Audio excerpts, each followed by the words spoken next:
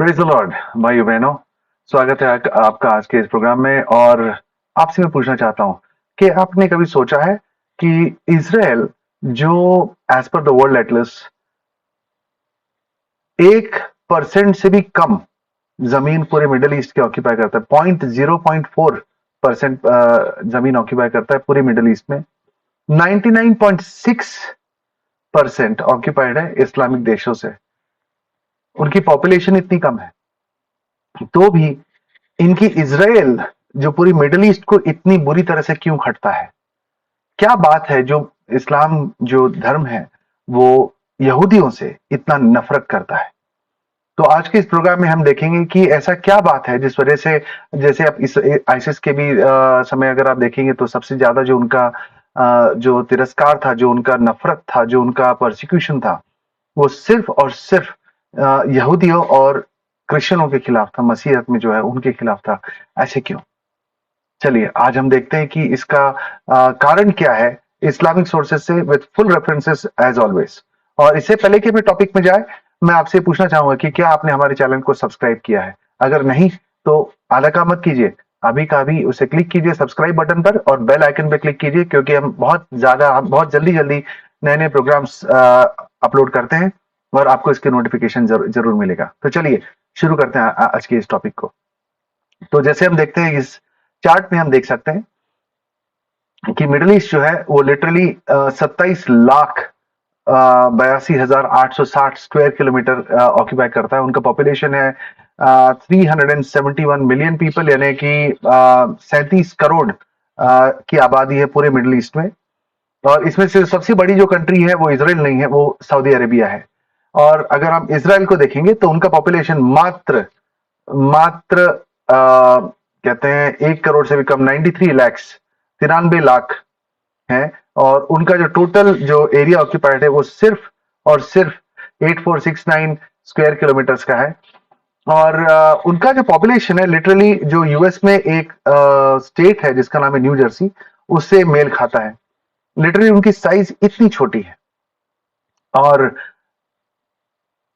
इससे बड़ी जो अचंभे की बात वो ये है, जैसा जूइश पॉपुलेशन जो हम देखते हैं, ये 2022 से 2020 का सेंसस है, उसके हिसाब से जब हमारी पॉपुलेशन इस जो कंट्री, इस जो दुनिया की हार्डली 6 बिलियन हुआ करती थी, जो आज 8 बिलियन है, हम देखते हैं कि जो जूइश पॉपुलेशन सिर्फ 14.3 मिलियन है अक्रॉस द वर्ल्ड। 14.3 मिलियन यानी 1 करोड़ 83 लाख लोग पूरे विश्व में यहूदी हैं। सिर्फ 1 करोड़ 83 लाख, यानी हमारे जो बम्बई शहर की पॉपुलेशन उससे ज्यादा है। तो उससे भी जो मैक्सिमम जो है उसके यूएस में है और इसराइल में मैक्सिमम जो पॉपुलेशन इन्हीं दो देशों में आपको पाई जाती है। और अगर हम देखेंगे जो मेजर रिलीजियस ग्रुप में यहूदियों का नाम तक नहीं आता, जो हम देखते हैं 31.5%, ये 2010 की सेंसस है जो मेजर वर्ल्ड रिलीजन्स के ऊपर है।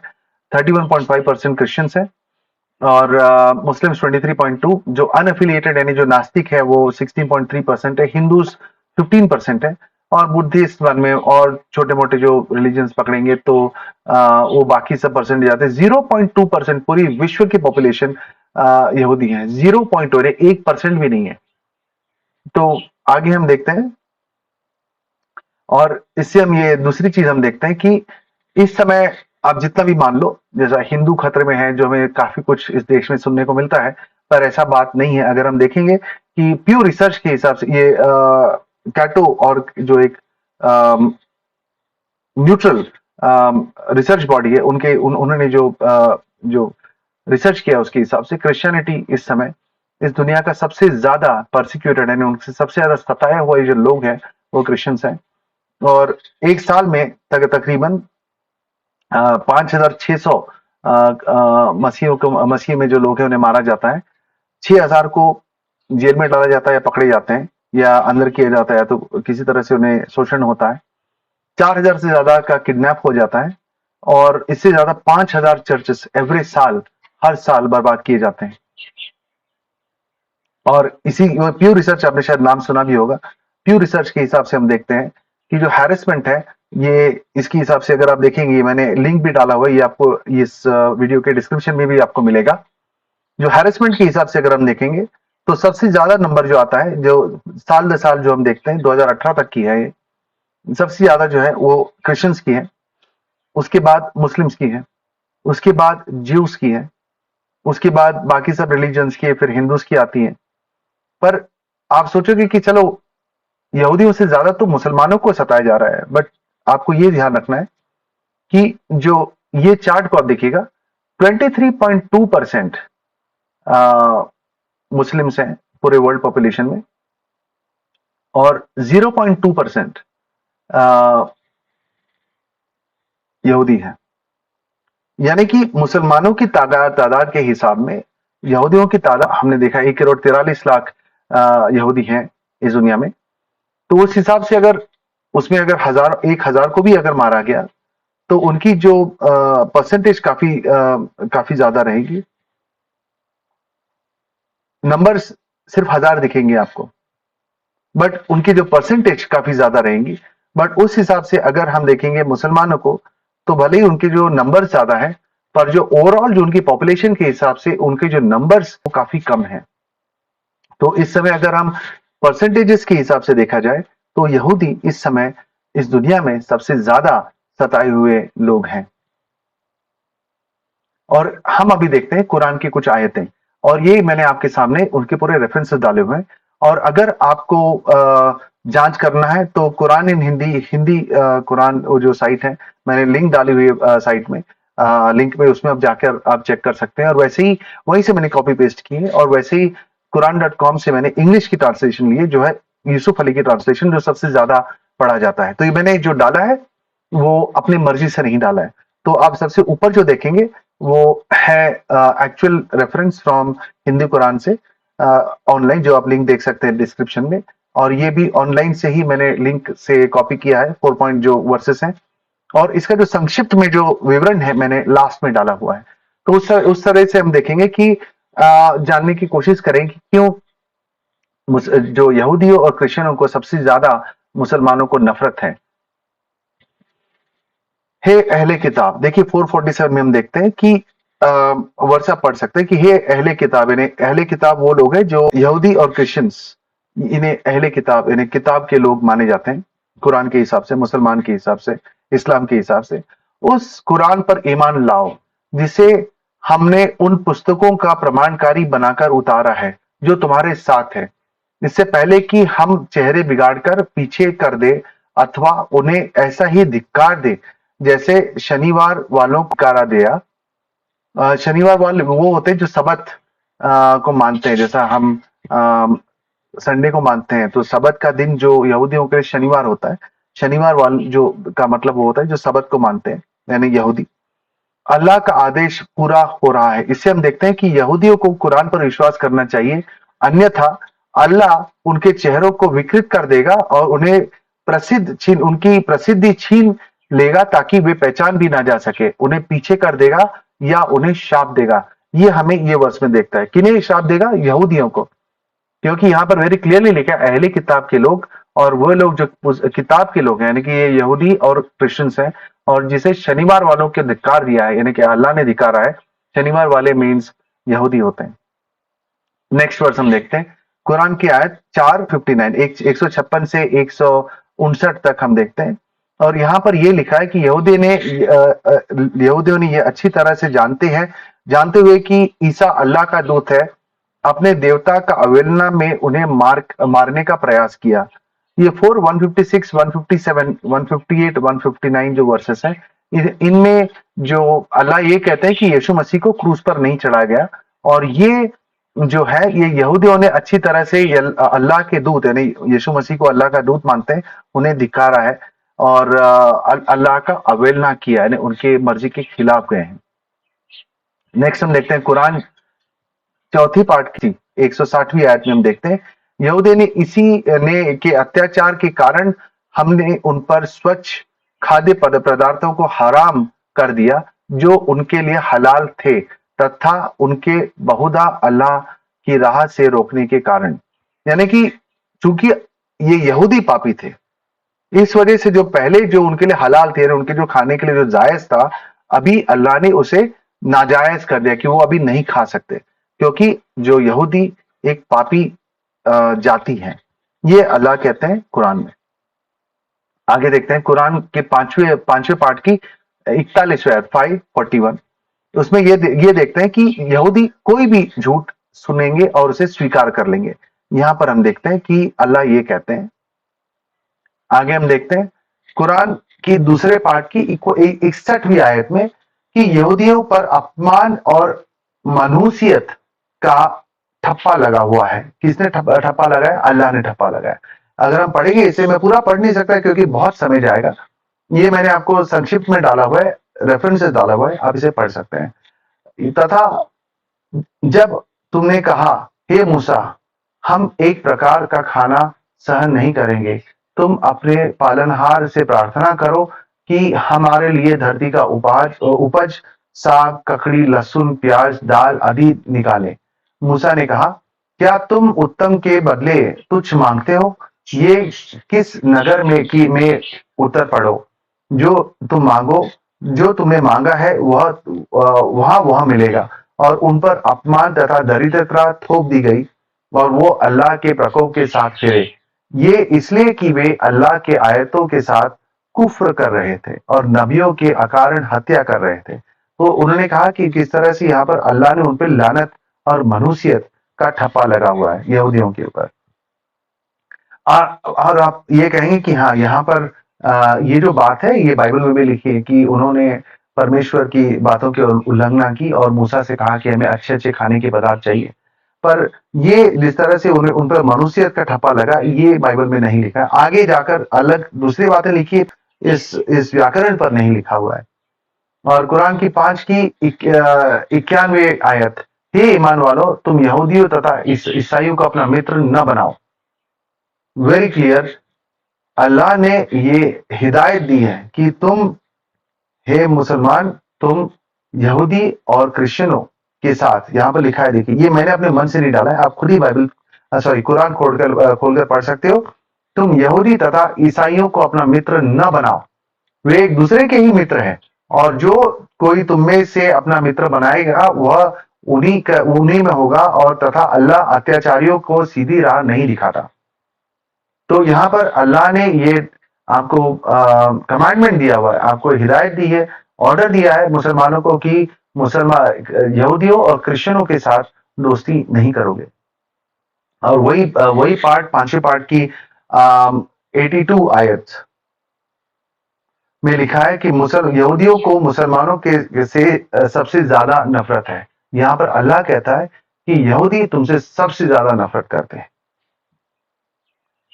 आप ये सोचोगे कि अल्लाह को यहूदी और क्रिश्चियनों से इतना ज्यादा नफरत क्यों है, ये मैं अंत में बताऊंगा, तो आपको मेरे साथ में रहना उसके लिए, ओके। और यहां पर हम देखते हैं कुरान की 9वें पार्ट की 30 आयत में, 30वीं आयत में, यहूदी कहते हैं कि एजरा अल्लाह का बेटा है जो उन्हें विकृत बनाता है और अल्लाह भी उनके खिलाफ लड़ता है। यहां पर अल्लाह कहते हैं कि यहूदी ये मानते हैं कि एजरा अल्लाह का बेटा है। ये सबसे बड़ा पागलपन उसमें यह है कि पूरे इतिहास में कोई एक भी यहूदी आपको नहीं मिलेगा जो ये कहता है कि एजरा अल्लाह का बेटा है। कोई नहीं। एजरा एक नबी था जो यीशु मसीह के तकरीबन 700-800 साल पहले हुआ करते थे, और उनके नाम से किताब भी है बाइबल में, एजरा नाम का किताब। और कुरान के दूसरे पार्ट की 65वीं आयत 265 में लिखा है, और तुम उन्हें जानते ही हो जिन्होंने शनिवार के बारे में सीमा का उल्लंघन किया, जो हमने कहा कि तुम तिरस्कृत बंदर हो जाओ। तो यहां पर अल्लाह कहता है कि जो सबत की उल्लंघन, सबत मीन जो शनिवार का उल्लंघन, जहां पर परमेश्वर कहते हैं, खुदा कहते हैं कि आप उस दिन काम नहीं करोगे, वो उस दिन का जो है उल्लंघन करते हैं, यानी जो यहूदी उसका उल्लंघन करते हैं, इसीलिए अल्लाह ने कुछ यहूदियों को बंदर और सुअर में बदल दिया। ये कुरान में लिखा है।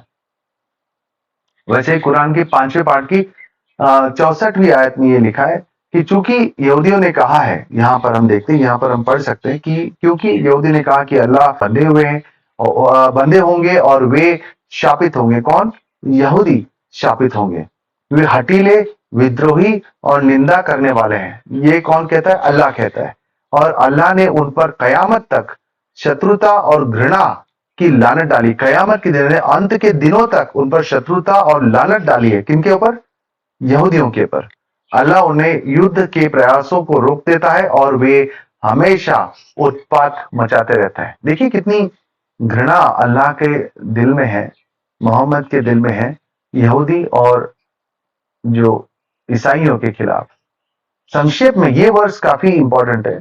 कुरान के 5वें पार्ट की 64वीं आयत बहुत इंपॉर्टेंट है, क्योंकि यहां पर अगर आप देखेंगे तो जो जो सबसे बड़े बड़े जो स्कॉलर्स हैं वो ये मानते हैं कि जो अंत के दिनों तक जो श्रापित और जो तिरस्कार है वो इब्लीस पर भी है, यानी कि जो शैतान पर भी परमेश्वर ने, खुदा ने डाली है, अल्लाह ने डाली है।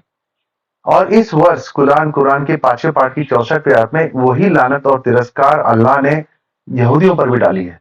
यानी कि शैतान और यहूदी और ईसाइयों में कोई फर्क नहीं है, दोनों भी एक समांतर है, क्योंकि और दोनों भी शापित है। तो कुरान के अनुसार, उनके स्कॉलर्स के अनुसार यहूदी और ईसाई शापित है। कौन? यहूदी, ईसाई और शैतान। तो एक ही लेवल पर शैतान के साथ में अल्लाह ने यहूदी और ईसाइयों को खड़ा कर दिया। और कुछ आयतें हम देखते हैं, बहुत सारे हैं, मैं सब कोट नहीं कर सकता। यहां पर मैंने डाला हुआ है दो कुरान के दूसरे पार्ट की 120वीं आयत में, यदि आप यहूदी धर्म का पालन करते हैं तो यहूदी तभी ही यहूदी संतुष्ट रहता है। अगर आप यहूदी धर्म को नहीं पालते तो यहूदी जो यहूदी है वो संतुष्ट नहीं रहता। ये अल्लाह कहता है ये कुरान के वर्ष में। और कुरान के तीसरे पार्ट की 110वीं आयत में ये लिखा है कि अधिकांश यहूदी अविश्वासी और विकृत अपराधी हैं। कुरान के 9वें पार्ट की 29th आयत में इसे कहते हैं आया ऑफ द सोर्ड, यानी कि जो तलवार की आयत कहा जाता है। इसमें अल्लाह कहते हैं मुसलमानों को, यहूदियों को तब तक लड़ना चाहिए जब तक वे धर्म शर्म से झुक न जाए और जिजिया न चुका दे। तो ये आयत जो है कुरान के 9वें पार्ट की 29वीं आयत, ये आपको लिख लेनी है, क्योंकि ये जो है आपको पता नहीं आपको पता होगा या नहीं, बट जो कुरान जो है बाकी सब जो धर्म ग्रंथों की तरह क्रोनोलॉजिकल ऑर्डर में नहीं है। यानी कि पहली ऐसा कि पहला जो चैप्टर है उसका पहला वर्स, सबसे पहला वर्स आया होगा, और जो लास्ट चैप्टर का जो है उसका लास्ट वर्स है वो आखिरी वर्स है, ऐसा नहीं है।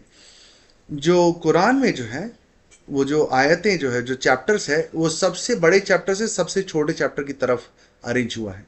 और लिटरली स्पीकिंग जो 9वां जो चैप्टर है वो मोहम्मद के इंतकाल के पहले आया हुआ जो चैप्टर है वो चैप्टर 9 है, सेकंड लास्ट चैप्टर चैप्टर 9 है।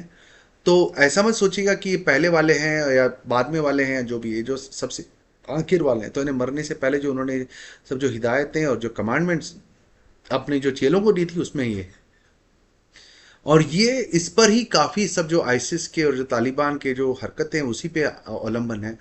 कुरान के 9वें पार्ट की 29वीं आयत जो मुसलमानों को हिदायत देता है, कमांडमेंट देता है, ऑर्डर देता है कि आप यहूदियों तब तक लड़ना है जब तक वो पूरी तरह से आपके कंट्रोल में ना आ जाए, पूरी तरह से आप उन्हें झुका ना दो, शर्मिंदा ना कर दो, शर्मनाक ना कर दो उन्हें।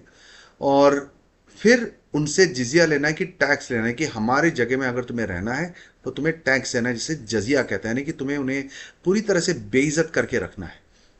इस तरह की हिदायतें यहाँ पर देखिए लिखा है मुसलमानों को यहूदियों से, तो ये नहीं हिंदुओं से या बुद्धिस्ट से या कुछ उनसे। उनको डायरेक्ट कमांडमेंट्स कुरान में बहुत कम है।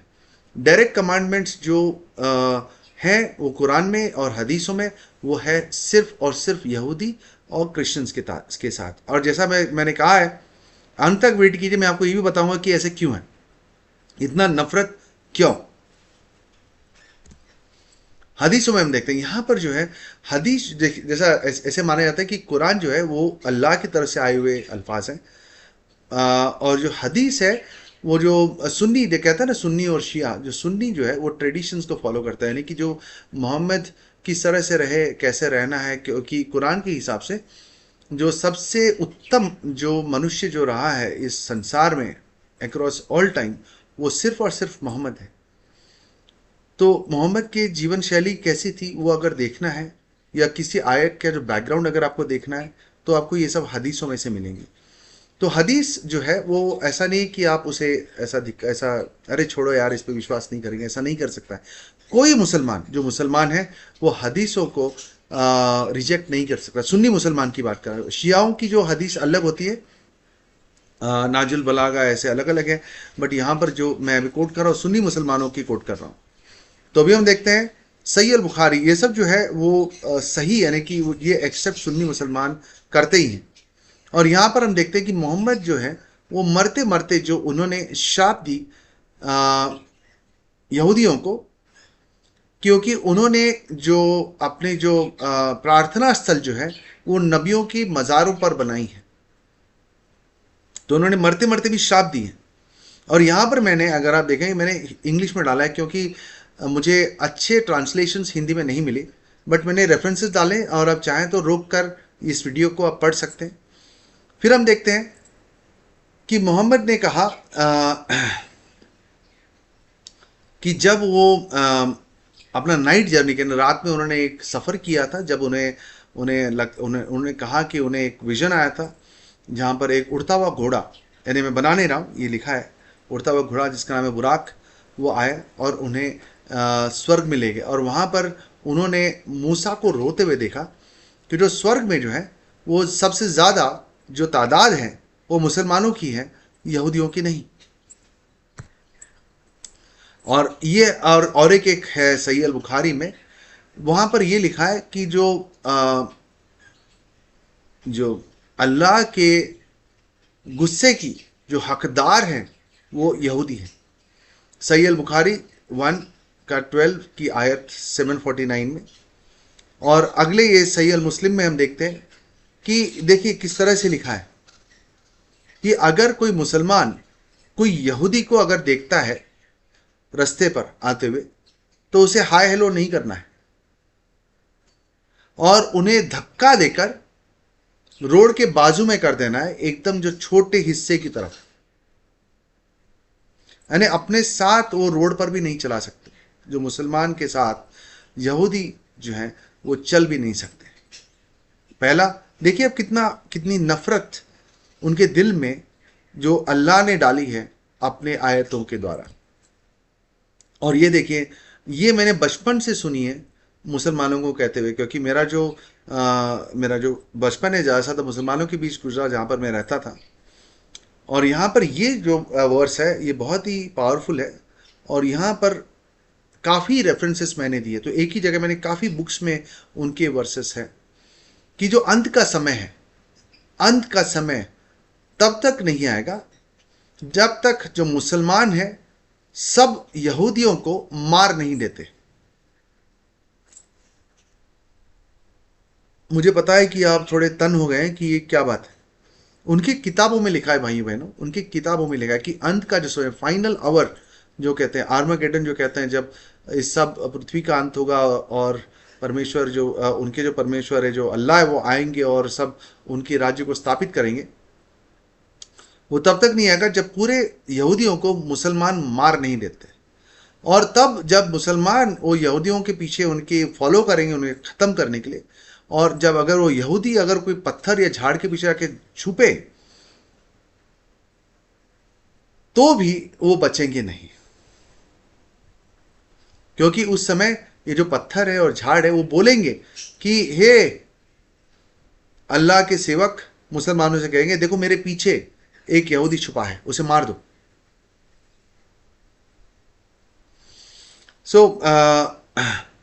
इतनी नफरत है, यानी कि डायरेक्ट कमांड है ख़त्म कर दो, नहीं तो अंत का समय नहीं आएगा। और ये जो है ये इनके जो फ्राइडे के जो प्रेयर्स होते हैं ना, नमाज, फ्राइडे का जो नमाज होता है उसमें ये रिपीट किया जाता है।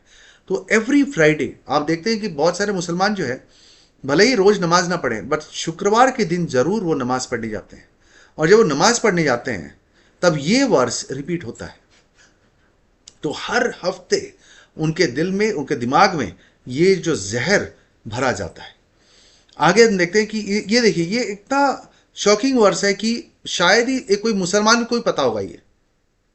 आप देखिए यहां पर कितने सारे रेफरेंसेस हमने दिए कि अगर अंत के दिन में जब सबको अल्लाह नापेंगे, उनका जो अच्छे कर्म बुरे कर्म को नापेंगे, तब ऐसा कहता है कि एक मुसलमान आएगा जिसके पीठ पर पहाड़ जितनी पापों का बोझ होगा, पर अल्लाह बोलेंगे कि तू स्वर्ग में जा सकता है, और उस मुसलमान के जगह में एक यहूदी या क्रिश्चियन को नर्क में डाल दिया जाएगा। यानी कि इनको स्वर्ग में डाल दो और उनके पापों का बोझ एक यहूदी या क्रिश्चियन के सर पे डाला जाएगा, और वो यहूदी या क्रिश्चियन को नर्क में डाला जाएगा वो मुसलमान की जगह में। मुझे पता है विश्वास नहीं करोगे, पर यह लिखा है। और अगर आप क्रिश्चियन हैं और अगर आप देख रहे हैं तो ये वर्ड्स को लिख लीजिए आप, क्योंकि जब कोई मुसलमान कहता है कि भैया ऐसे कैसे पॉसिबल है कि यीशु मसीह ने तुम्हारे लिए जान दिया और तुम्हारे पापों की सजा उन पर चली गई, तो पूछो यार भैया तुम्हारे अल्लाह ने भी यही तो कार्य किया ना। तो उस समय अगर ओसामा बिन लादेन जाएंगे अल्लाह के पास, हजारों लोगों को मार दिए, तब अल्लाह बोलेंगे एक काम करो ओसामा, तू स्वर्ग में चला जा हुरियों के पास, और पूरा जो उसके पापों का जो घड़ा है वो मदर टेरेसा के ऊपर डाल देंगे, जो इतनी बड़ी संत है और अभी वो नहीं है, अभी परमेश्वर के पास है, उनके सर पर डालेंगे और उन्हें नरक में डाल देंगे। क्या इस अन्याय, अगर आप एक मुसलमान हो तो मैं आपसे पूछना चाहूंगा कि आप इसे हजम कर सकते हो? और तो जब यीशु मसीह ने स्व इच्छा से अपना पवित्र लहू सारी दुनिया के लिए बहाया, तो तुम्हें क्यों विश्वास नहीं होता? तब तुम्हें क्यों तकलीफ होती है? पर जब तुम्हारा अल्लाह कहता है कि तुम्हारे पापों के लिए एक एक निर्दोष यहूदी या क्रिश्चियन को नरक में डालेंगे, वो तुम्हें स्वीकृत है, और वो यहूदी या क्रिश्चियन, जैसा मैं एक क्रिश्चियन, तो कोई बहुत बड़ा खूनी बलात्कारी चोर के जाएगा स्वर्ग में और अल्लाह उसके जगह में मुझे नरक में भेजेंगे, कि आपको यह स्वीकृत है? पर जब यीशु मसीह कहते हैं कि मैंने अपनी जान तुम्हारे लिए दी क्योंकि मैं तुमसे प्रेम करता हूं, अपनी इच्छा से दी, वो तुम्हें स्वीकार नहीं होता, क्यों नहीं? तो इस समय मैं फिर से आपको परमेश्वर प्रभु यीशु मसीह के जो पवित्र लहू से जो हमें नजात मिली है, परमेश्वर के आंखों में हम जो निर्दोष साबित हुए परमेश्वर यीशु मसीह के लहू से, उसमें आने के लिए मैं आपको निमंत्रित देता हूं। फिर से आगे देखते हैं। यही नहीं, ये अब तक हमने देखा उनकी किताबों में, अभी देखते हैं मीडिया में क्या चल रहा है। और ये मैं आपको बहुत सारे, जैसा Egypt TV, Jordan TV, Saudi TV, memory TV, सबकी मैं रेफरेंसेस दे सकता था, बट मैं अभी सिर्फ आपको जो पैलेस्टीनियन टीवी है, जो वहां पर जो पैलेस्टाइन में चलता है, जो गाजा में जो पैलेस्टाइन लोग हैं, उनकी जो टीवी में क्या चलता है आप देखिएगा। ये टीवी में चल रहा है, देखिए यहां पर एक है सेम चीज, यहां पर रिपीट कर रहे हैं कि अंत का दिन तब तक नहीं आएगा जब तक सब मुसलमान जो इन पर हमला नहीं करते और सब यहूदियों को मार नहीं देते। दूसरा हम देखते हैं कि हमारा जो पूरा जो किस्मत है वो अल्लाह के हाथ में है, और जब तक जब तक यहूदियों को मार नहीं देते तब तक हमें जो अंत का समय देखने को नहीं मिलेगा। और यहाँ पर अगले इसमें हम देखते हैं सबसे ज़्यादा जो ये इनके टीवी में कहा जाता है कि सबसे ज़्यादा जो हमारे जो खिलाफ हैं, सबसे ज़्यादा जो हमारे खिलाफ है वो सिर्फ यहूदी और वो जो मूर्ति पूजक है वो है। ऐसे ऑनगोइंग आपको रेफरेंसेस बहुत सारे मिलेंगे। और यहाँ पर हम कहते हैं, देखिए, और एक उनका तो ऑफिशियल न्यूज़पेपर में लिखा हुआ है कि जो यहूदियों के साथ जो युद्ध ज़रूर होगा और अल्लाह के फजल से सिर्फ मुसलमान जीतेंगे। और ये उनके ये यहाँ पर लिखा है, मैं अपने मन से नहीं कह रहा हूँ, ये मैं आपको अनुवाद करके बता रहा हूँ। और यहाँ पर जो है कह रहे हैं कि उनके नबी ने उन्हें कहा है कि अंत का समय जब तक नहीं आएगा जब तक जो मुसलमान हावी नहीं हो जाते इन सुअर और बंदर के जो वंशज है, यानी कि यहूदियों के बारे में कहते हैं, और उन्हें पूरी तरह से ख़त्म नहीं कर देते। आगे भी देखिए, यही कहता है कि जो यहूदी है वो झूठ और लांछन में मजा लेते हैं और उसी में पले बड़े हैं। बहुत सारे वर्सेस हैं। यहाँ पर कहते हैं कि उनका जो बाइबल है उसमें भी ना कोई रोशनी है ना कोई टीचिंग है, उसमें सिर्फ थोड़े बहुत कोई लिखे हैं, यहाँ वहाँ की बातें लिखी हैं और सब मनगढ़ंत बातें हैं। और वहाँ पर जो भी लिखी है वो मनगढ़ंत बातें हैं कि जो यहूदियों को वो पूरा जो इज़राइल का देश मिलेगा। यहाँ पर और भी देखते हैं, यहाँ पर सरमन हुआ था जो सुडानीज टीवी में, और वहाँ पर भी हम देखते हैं कि we want Obama to consider the reasons for the invasion of Afghanistan. कि यहाँ पर वो ओबामा जो है उनसे कहते हैं कि क्यों तुमने अफगानिस्तान पर हमला किया। और यहाँ पर हम अगला देखते हैं कि जो अल्लाह के नाम से जिहाद करता है और जाकर जो यहूदियों को मारता है, अल्लाहू अकबर कहता है, वही अल्लाह के नाम से आशीषित है। और हाँ, और पूरी तरह से जो बिल्डिंग सब जो है वो यहूदियों के सर पर गिरेगी, उनके पापों का घड़ा उनके सर पर गिरेगा। और एक देखिए कि यहाँ पर जो है यहूदी जो है वो किसी तरह से शांति के सपोर्टर्स नहीं है। वो सब झूठे हैं, वो सब क्रिमिनल हैं, वो सब टेररिस्ट हैं। उन्होंने हमारे बच्चों को मारा है, हमारे बीवियों को विधवा बनाया है, हमारे बच्चों को अनाथ बनाया है और हमारे जो पवित्र स्थानों की बर्बादी की है, वही टेररिस्ट है। और उनको उन पर बिल्कुल भी रहम ना करना, सबको मर्डर कर दो, उनका सबका मर्डर कर, टीवी में कहा गया है। और हम देखते हैं आगे कि अरब और मुस्लिम जो हैं उनके लिए कहा गया है कि उनका पूरी जो वेपन्स है, उनके पूरी जो शस्त्र हैं, वो सब यूज़ करना है यहूदियों के खिलाफ। इतना डरते क्यों हो? क्योंकि अल्लाह आपके साथ है, अब डरते क्यों हो? और अंत में एक और वर्ड्स देखते हैं, ये भी पैलेस्टाइन टीवी में है, रोज रोज आता है कि अरब जो रूलर हैं और सब जगह में जो लिखा गया है कि अगर हमने आगे बढ़कर यहूदियों के ख़त्म नहीं किया तो अल्लाह जो है हमें रिप्लेस करके दूसरों के हाथ में दे देगा। और जो आगे जो यहूदी है उन पर अल्लाह नाराज है और उन्हें एक समय यह बंदर और सुअर कहा गया है और एक बार गधा भी कहा गया है। तो इस तरह की काफ़ी बातें हमें इनकी किताबों में, इनके मीडिया में, इनके हदीसों में, इनके स्कॉलर के उच्चारों में हमें देखने को मिलेगा। तो अंत में हम आते हैं कि ये ऐसा क्यों है कि इतनी नफरत इनके दिलों में है। तो भाइयों बहनों, मुझे पता है कि आप भी थोड़े शौक हो गए होंगे कि ये कैसी बातें लिखी गई इनकी किताबों में, और ये ऐसा कैसे हो सकता है कि मोहम्मद और इस्लाम में इतनी नफरत यहूदी और क्रिश्चियनों के खिलाफ है। तो आपको ये समझना है कि इस्लाम की हिस्ट्री क्या है। तो आपको ये समझना है कि जब मोहम्मद साहब जो हैं, जब उन्होंने कहना चालू किया कि तब वो मक्का में थे। आपको ये समझना है, मक्का में थे। और जब उन्हें रेवलेशन आया, जब उनको लगा कि वो रेवलेशन है, उनको पहले तो लगा कि कोई जिन पिशाची अपने उनसे बातें कर रहा है, और वो अपने उस समय वो आत्महत्या करने की कोशिश करते थे और पहाड़ों से कूदने की कोशिश करते थे। तो उनकी जो बीवी थी, जो उनसे 15 साल जो बड़ी थी, उन्होंने उनसे कहा कि नहीं नहीं, आप पर कोई दुष्ट आत्मा नहीं है, आप खुदावन के नबी हो। तब उस समय आपको शायद पता नहीं होगा कि उस समय जो पूरी जो मिडल ईस्ट थी ना, वो मोस्टली क्रिश्चियंस और यहूदियों से पूरी भरी हुई थी। हजारों हजारों चर्चेस थे उस समय उस जगह में। तो उसके बीच में यानी दूसरे धर्म के भी लोग थे, ये नहीं कि पूरी तरह से यहूदी और क्रिश्चियंस भरे थे, बट काफ़ी बड़ी तादाद थी उनकी भी।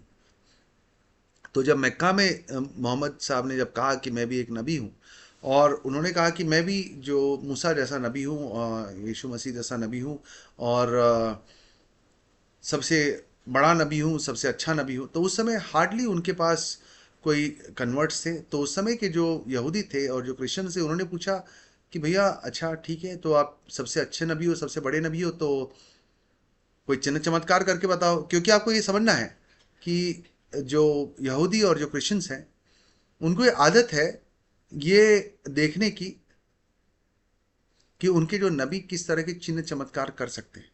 और अगर आप देखेंगे, उनके जो सबसे बड़े जो नबी थे, मूसा हो गए, एलाइजा हो गए, यशाया हो गए, शमूएल हो गए, वो सब जो नबी थे वो बहुत बड़े बड़े, एलाइशा हो गए, बहुत सारे ऐसे नबी, वो बहुत सारे बड़े बड़े चिन्ह चमत्कार करते थे।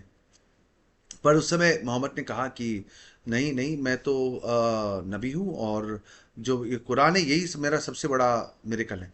तो वो लोग ने उन पर हंसना चालू कर दिया, और वो समझ गए कि ये एक ढोंगी है, और उन्होंने उस पर तिरस्कार करना चालू कर दिया, उन पर मजाक करना चालू कर दिया, उनका मजाक उड़ाना चालू कर दिया। तो तब उनकी जो वर्सेस हैं उस समय की, वो काफ़ी पीसफुल टाइप वर्सेस थी, जैसा कुरान चैप्टर 2 में है कि there is no compulsion religion, कि यानी ऐसी कोई जबरदस्ती नहीं होता धर्म में। तो और वो तभी शांति की प्रचार करते थे, सबसे शांति की बातें करते थे। तो जब वहाँ पर वो भाग गए, मक्का से भाग भाग कर फिर वो मदीना चले गए। इसे हिजरा, HIJRA, हिजरा का समय कहते हैं, जिससे इस्लामिक कैलेंडर की शुरुआत होती है। और वो गए मदीना, और जब वो मदीना पहुंचे तो वहाँ पर उनमें विश्वास करने वाले उन्हें और लोग मिले, और तब वो धीरे धीरे अपना साम्राज्य बढ़ाने लगे। फिर उन्होंने जो वहाँ पर से जो कारवां जाते थे उन पर हमला करके उनसे छीनना चालू कर दिया उनके सामग्री, तो और ताकतवर और पैसे वाले हो गए, तो उनके जो फॉलोअर्स और बढ़ गए। फिर उन्होंने मदीना पर कब्जा कर लिया। तो तब जब इस समय जब मदीना में थे, तो अब जब उनका ताकत बढ़ने लगी, तो उन्होंने आकर फिर इस समय जो उनका जो टीचिंग है वो डिफेंसिव हो गया, यानी कि कोई अगर तुम्हारे खिलाफ कोई बोले, तुम पर कोई हमला करे, तो तुम उनको वापस से, या कोई तुम्हारा मजाक उड़ाए तो उन पे वापस से आप उसको जवाब दे सकते हो, मार सकते हो, डिफेंस कर सकते हो, अपने आप को डिफेंड कर सकते हो, बचा सकते हो, या किसके खिलाफ आ सकते हो। पर उसके बाद जब उन्होंने फिर से अपने पूरी आर्मी को लेकर जब मक्का की तरफ आए, और मक्का के लोगों ने उन्हें देखकर अपने ऐसे घुटने टेक दिए और उन्हें मक्का पर कब्जा कर लिया, और अभी उनकी जो ताकत पूरी अरेबियन पेनिनसुला में फैल गई, और वो सबसे बड़े जो वहाँ के एम्परर हो गए, तब उनके जो पूरे टीचिंग्स है वो पूरे, इनको मार दो उनको मार दो, अभी पूरी ऑफेंसिव, यानी कि अब सिर्फ इस्लाम और इस्लाम के अलावा कोई नहीं। और उस समय जिन्होंने उनके खिलाफ आए थे, उन्हें उन्होंने खड़ा करके उनकी गर्दनें काट दी, उनका सर कलम कर दिया गया, और सब जो यहूदियों के जो कस्बे थे, उनके जो शहरों पर उन्होंने कब्जा करना चालू कर दिया। और उसी चलते आज के तारीख में आपको हार्डली कोई, यानी हार्डली कोई क्या, कोई क्रिश्चियन देश या यहूदी देश पूरे मिडल ईस्ट में नहीं है। और सेकेंड वर्ल्ड वॉर के बाद, इस पे हम सेपरेट सा ये बनाएंगे, सेपरेट सा प्रोग्राम बनाएंगे कि हिस्ट्री क्या है इसराइल की, आप उसका वेट कीजिएगा। पर सेकेंड वर्ल्ड वॉर के बाद जब इसराइल की जो स्थापित हुई 2000 साल के बाद, उन्होंने अपना देश को स्थापित किया इसराइल में, जो जर्मन से भागे हुए ज्यूस, बाकी सब देशों से जो जो जिन्हें बहुत सारा तिरस्कार सहना पड़ा, बहुत सारा हजारों लाखों को मार दिया गया, वो भागकर आए वापस, और उन्होंने अपना देश जब स्थापित किया, तब जो उनके छाती पर जैसा मूंग दल रहे हैं वो हिसाब हो गया। इन द सेंस कि जो जो जाति जिससे उनको सबसे ज्यादा घृणा थी, यहूदी, वो अब उनके बीच में अपना जो देश को स्थापित किया है। वैसा कोई बड़ी बात नहीं है, ये मैं सेपरेट प्रोग्राम में पूरी तरह से डिटेल में कवर करूंगा। वो जो इसराइल का जो देश है, 0.4% लैंड ऑक्यूपाई करता है पूरी मिडिल ईस्ट का, 0.4%, 1% भी नहीं, 1% का भी आधा से भी कम। तो और वो भी जो जगह उन्होंने ऑक्यूपाई की, वो पूरी तरह से बंजर, पूरी तरह से बंजर, यानी इतना बंजर था कि वहां पर जंगली जानवर तक नहीं थे। और मार्क ट्वेन जो बहुत बड़ा लेखक है, उन्होंने जब जगह को देखी, उन्होंने कहा कि वाकई में ये जगह शापित है। और ये भी एक भविष्यवाणी थी उस समय की, जो परमेश्वर ने कहा था कि तुम्हें पूरी तरह से, तुमने जो मुझे धुतकारा है यहूदियों से, परमेश्वर खुदा ने, जो सच्चे परमेश्वर बाइबल के खुदा ने कहा था, और उन्हें जो दंड दी थी, और उन्होंने कहा भी था कि तुम्हें मैं वापस भी ले आऊंगा, दूसरे सब देशों से वापस भी ले आऊंगा। और उस परमेश्वर ने अपना वादा पूरा किया और उन्हें ले आए। अब जो ये बात है, वो इन जो मुसलमानों को सबसे बड़ा जैसा तमाचा जैसे हो गया कि जो जाति को हम सबसे ज्यादा घृणा करते हैं, उन्होंने हमारे ही एरिया में घर स्थापित किया है। इसीलिए जो पूरी जो मिडल ईस्ट है, पूरे जो हमास है, ईरान है, लेबनान है, सीरिया है, सब जो है, सऊदी है, इजिप्ट है, सब उनके खिलाफ क्यों है? इसी वजह से। ये नहीं कि उन्होंने जगह ऑक्यूपाई किया, इसलिए कि वो जो है यहूदी, जो उनके जो अल्लाह के हिसाब से शैतान के ही लेवल पे है, और जब तक उन्हें पूरी तरह से खत्म नहीं करोगे तब तक अंत का समय नहीं आएगा। इसलिए भाइयों बहनों, जो यहूदी और क्रिश्चियन से मुसलमान सबसे ज्यादा नफरत करते हैं। तो इस समय हम चाहते हैं कि इसकी बहुत बड़ी ज़रूरत है कि आप जो यहूदी और जो क्रिश्चियंस हैं उस एरिया में, उन पर प्रार्थना, उनको अपनी प्रार्थना में लिखें, रखें। और दुनिया भर में जो हज़ारों की तादाद में जो उन पर जो जुल्म हो रहा है, उन पर जो तकलीफ़ें आ रही हैं, परमेश्वर का हाथ उन पर और उनके परिवारों पर रहे।